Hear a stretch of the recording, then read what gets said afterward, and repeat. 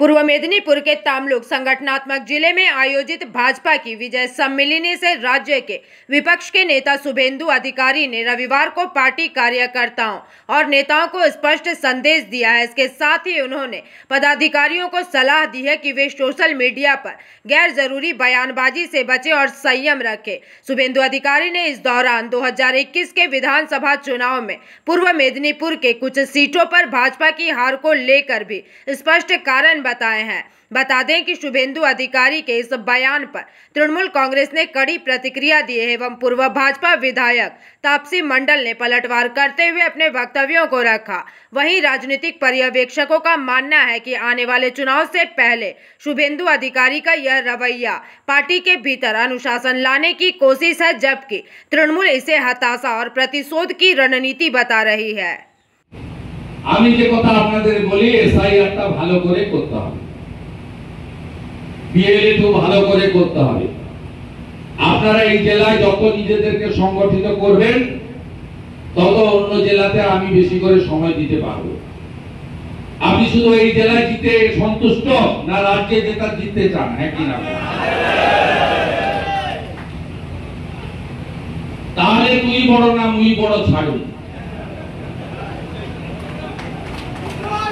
ভালো কথা বললে নেতার কথা শুনবেন, বাঁকা কথা বলতে শুরু করলে হল ছেড়ে বেরিয়ে যাবেন। পদাধিকারী হয়ে সোশ্যাল মিডিয়াতে কমেন্ট করবেন না। যেগুলো করে সেগুলো তো সব জানা আছে। 21-এ অনেক সিট চলে গেছে। আমি তখন সবে 6-8 মাস এসেছি, 6 মাস আমি কিছু করতে পারিনি। আমার খুব কষ্ট লেগেছে।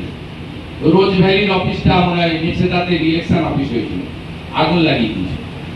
প্রার্থী পছন্দ হয়, হরে কৃষ্ণ বেরা হারে না, নীলাঞ্জন অধিকারী হারে না, সিন্টু সেনাপতি হারে না, দেবব্রত পট্টনায়ক হারে না, বিশ্বনাথ ব্যানার্জি হারে না। আমি সব জানি। শ্যামলা তাপসী মিলে অভিজিৎ গাঙ্গুলিকে হারাতে চেয়েছিল।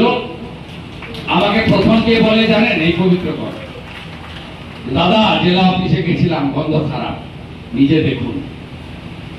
হ্যাঁ কিনা বলো?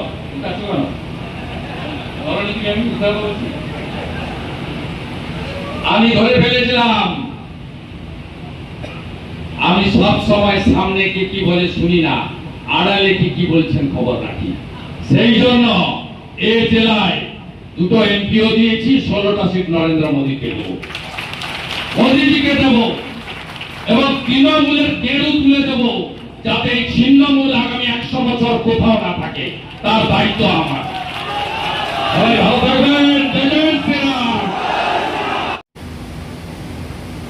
এই হচ্ছে বাংলার মেয়ে। 2021 সালে ঢোল তবলা বাজিয়ে বলেছিলেন না, বাংলার মেয়ে বাংলাতে মেয়েকেই চায়।